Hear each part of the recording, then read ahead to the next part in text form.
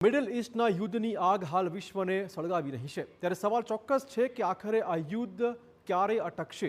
ઈરાનના રાષ્ટ્રપતિ ટ્રમ્પે 2 દિવસ પહેલા જ એવા સંકેત આપ્યા હતા કે યુદ્ધ વિરામ ઝડપથી થશે, પરંતુ હાલ જે સ્થિતિ છે તેમાં દૂર દૂર સુધી કોઈ શક્યતાઓ દેખાતી નથી। હકીકત એ છે કે અમેરિકા કે ઇઝરાયલ યુદ્ધ વિરામ મુદ્દે ગંભીર છે કે નહીં। તો આવો ગ્રાફિક્સના માધ્યમથી સમજી લઈએ કે આખરે સ્થિતિ શું હોઈ શકે છે।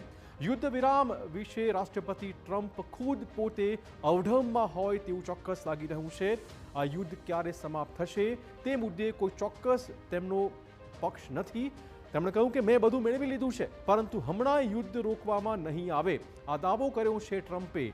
કોઈ મોટા લાભ વગર યુદ્ધમાંથી બહાર નીકળવા જાણે અમેરિકા હવે તૈયાર નથી। આપણે કહી દઈએ કે આ યુદ્ધ લાંબુ ખેંચાશે તેવું ટ્રમ્પની વાત પરથી લાગી રહ્યું છે। યુદ્ધના કારણે વિશ્વના અનેક દેશો કરી રહ્યા છે હાલમાં તેલ સંકટનો સામનો। અમેરિકામાં હાલ કોઈ પણ પ્રકારનું તેલ સંકટ નથી, માટે અમેરિકાને આની કશી પડી નથી આ સંકટ વિશેની। આપણે કહી દઈએ કે સીઝ ફાયર માટે અમેરિકાને જાણે કોઈ ઉતાવળ જ નથી, આ પ્રકારનો માહોલ બની રહ્યો છે। યુદ્ધ વિરામનો નિર્ણય ઇઝરાયલ સાથેની વાતચીત બાદ લેવાશે। આ નિવેદન સૂચક છે ઇઝરાયલ જો પરમિશન આપશે અથવા ઇઝરાયલ જો સહમત થશે તો યુદ્ધ વિરામ શક્ય છે। ઇઝરાયલ હાલ સીઝ ફાયરના મૂડમાં નથી, માટે ન અમેરિકા ન ઇઝરાયલ સીઝ ફાયરના મૂડમાં લાગી રહ્યા છે।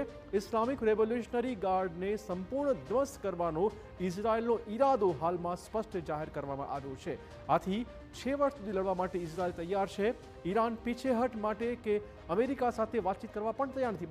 બંને પક્ષો જે છે તે પોતાના સ્ટેન્ડ પર મક્કમ છે અને માટે આ યુદ્ધ વધુ લંબાઈ શકે તેવા સ્પષ્ટ સંકેત આ ઘટનાક્રમ પરથી મળી રહ્યા છે।